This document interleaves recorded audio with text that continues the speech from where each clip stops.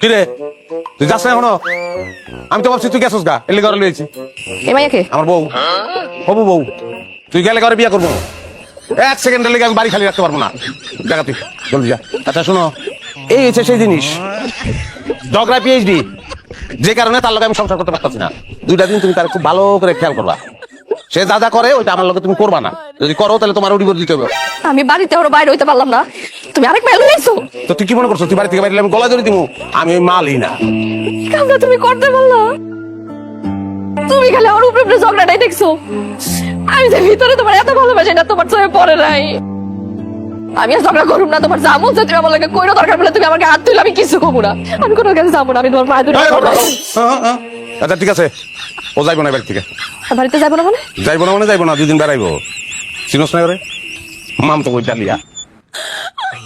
এটা তুমি আগে কইবা না, আমি তো ভয় পেয়ে গেছিলাম। এই ভয়টা তো তোমার চেহারা আমি জীবনে দেখিনি, কোনোদিন তো মুখ দেখাও নাই যে তুমি আমার ভালোবাসো, কইতাও না এই ঘটনা না ঘটাইলে।